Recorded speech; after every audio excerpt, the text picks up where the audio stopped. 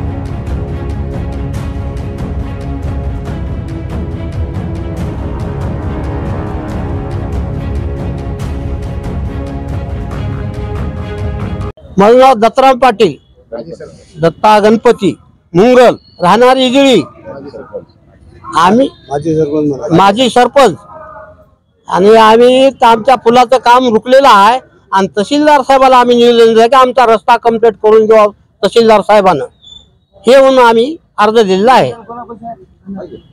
2019 मध्ये माननीय अशोकराव चव्हाण साहेबांनी 1,70,00,000 रुपये आमच्या जुनी इजळी ते माळकोटा रोड साठी दिलेला आहे आणि त्याचं काम, पुलाचं काम सुद्धा पूर्ण झालेलं आहे.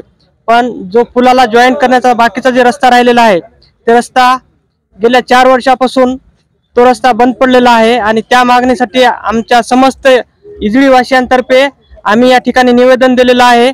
आणि जर हा रस्ता जर पूर्ण तहसीलदार साहेबांना चालू नाही करून दिला तर आमरण उपोषण किंवा अजून जे पर्याय आहेत ते आम्ही सर्व गावकरी मंडळी करणार आहोत. धन्यवाद. माझं नाव तेजाबराव तातेराव मुंगल, राहणार इजळी, तालुका मुदखेड, जिल्हा नांदेड. आज आम्ही तहसीलदार साहेबाला निवेदन अशासाठी दिलेलं आहे की 2019 मध्ये आमच्या इजळी ते माळकोटा रोडसाठी 1,70,00,000 रुपयाची मंजुरी आणलेली आहे. फुल सुद्धा झालेला आहे. तर इकडला शेतकरी म्हणते इकून पाणी काढा, इकडला शेतकरी म्हणते इकून पाणी काढा. आम्ही शासनाला विनंती केली आहे की बाबा पाणी कुणी काढा, मात्र आम्हाला रस्ता द्या, असं म्हणून तहसीलदार साहेबाला आम्ही निवेदन दिलेलं आहे. सगळ्या गावकऱ्याच्या वतीनं निवेदन दिले. जर या निवेदनाला जर आमचं जर पाठपुरावा करून जरी काम होत नसेल तर आम्ही आमरण उपोषण धरू. आज काल 1 तारखेला पूर आला, नांदेड मुदखेड रस्ता खसून गेला, इजळीकून गावातून बाहेर निघता येणार गेला. आमच्या एका बाईला, गरीबाच्या कुटुंबातल्या बाईला साप चावला, बाहेर काढता येणार गेलं. ते बाई मुदखेडला दवाखान्यात आणलं. इथं दवाखान्यामध्ये औषधाची व्यवस्था नाही. नांदेडा पाटीला भाडवर गेला, तिचा मृत्यू झाला. अशा जर घटना घडल्या जबाबदार कोण आहे? एवढा मोठे 1,70,00,000 रुपये येऊन जर हे लोक काम होऊ देत नाहीत, रस्ता होऊ देत नाहीत, एवढी गावाला आमच्या एवढा त्रास आहे इजळी गावाला, एवढी शासनाला आमची विनंती आहे की आमचा त्वरित ताबडतोब या 8 ते 15 दिवसात आमच्या रस्त्याचं काम चालू करून आमचा हे इजळी ते माळकोटा रोड रस्ता चालू करून द्यावा, एवढी शासनाला आम्ही अर्ज दिला आहे. 100 लोकांच्या सह्या द्यात, गावातल्या 100 लोकांना सह्या करून दिल्या. आता शासनाला निवेदन दिलंय. एवढं मी तुमच्यापुढे बोलतो आणि थांबतो. जय हिंद, जय महाराष्ट्र. आमची डोनगाव पांदण 33 फुटाची आहे. त्या पांदीच्या सरकारी याच्यानं कोणी शेतकऱ्यांना न मानता सरकारनं आम्हाला रस्ता त्वरित करून द्यावी, आमची विनंती. मी बालाजी किशनराव गुळीवाड, इजळीतील माजी सरपंच आहे. इजळी जुनं हे आमचं गाव जुनं वस्तीचं आहे आणि गेल्या अनेक वर्षापासून आमच्या इजळीचा रस्त्याचा जे प्रश्न गंभीर आहे आणि त्याच्यामुळं शासनानं किंवा माननीय आमदार अशोकराव साहेबांना स्वतः जातीने लक्ष घालून ज्या आमच्या गावातल्या लोकांना अडचण होत आहे ती अडचण दूर करावी. या रस्त्याला कटावून बरेचसे शेतकरी या माळकोटा रोडावरून थांबले, काही वरच्या रस्त्याला जाऊन थांबले. ते लोक तरी गावात राहावं या हेतून शासनानं आम्हाला त्वरित रस्ता करून द्यावा आणि गावाच्या लोकांची होणारी अडचण, जे काल बाई या साप चावला आणि त्या रस्ता नसल्यामुळे ते बाई मरण पावली आणि छोट्या बंधाऱ्यावर आम्ही ये जा करतो. छोटा बंधारा एकदम 10 फुटाचा आहे, त्याच्यावरून येता जाता ऍक्सिडेंट होतात. तर बरेचसे लोक पडले, बरेचसे बाई की पडून अपंग झाल्या. आमची इजळीतील गोवर्धन पाटील मुंगल हे तिथं त्या बंधाऱ्यावर पडल्यामुळे त्याचा मृत्यू झाला. किती जणांचे बैल पडले आणि आम्ही सांगून सुद्धा शासन आमचं जर काम करत नसेल तर याला धिक्कार म्हणावं लागेल. गेले 20 वर्ष किंवा मग गेल्या 25 वर्षापासून माननीय आमदार अशोकराव चव्हाण साहेबाला आम्ही निवडून देतो, मतदान देतो. आम्ही इजळगाव एका कुप्यानं मतदान देतो. पण साहेबाचं आमच्याकडे लक्ष करावं. साहेबांना जर सांगितलं कलेक्टर साहेब, तहसीलदार साहेबाला, तर हा रस्ता होऊ शकतो. पांदण रस्ता आहे, शिव रस्ता आहे, कोणाच्या घरचा नाही. जे काही 33 फुटाची पांदण आहे तेवढीच मोकळी करून दिली तर आम्ही गावचा प्रश्न आता सुटतो आणि गाव आमचं उठण्यापासून थांबतो. आणि शाळेतले मुलं जे शेतातले गावात येतात, टोंगळ्यात त्यांना पाण्यातून येणं, चिखलदुडीत येणं, खूप गंभीर प्रश्न आहे आमचा. जर शासनानं, तहसीलदार साहेबांना, माननीय आमदार अशोकराव साहेबांना जर लक्ष दिलं तर होऊन जाईल अशी आम्हाला गावकऱ्याच्या वतीने विनंती करतो. नमस्कार, मी श्रीराम विठ्ठल हटकर, राहणार इजळी, तालुका मुदखेड, जिल्हा नांदेड येथील रहिवासी आहे. गावापासून लगत असलेला पूल आज 2-3 वर्षापासून बांधकाम झालेला आहे, परंतु अद्याप प्रशासनाने दोन्ही बाजूने काम रखडलेलं आहे. बाजूचे शेतकरी जाऊ देत नसल्यामुळे हा प्रलंबित मार्ग झालेला आहे. तरी शासनास विनंती आहे की आपण माननीय भूमी अभिलेख साहेब यांना पत्र देऊन कामाची सुरुवात ताबडतोब करावी ही नम्र विनंती.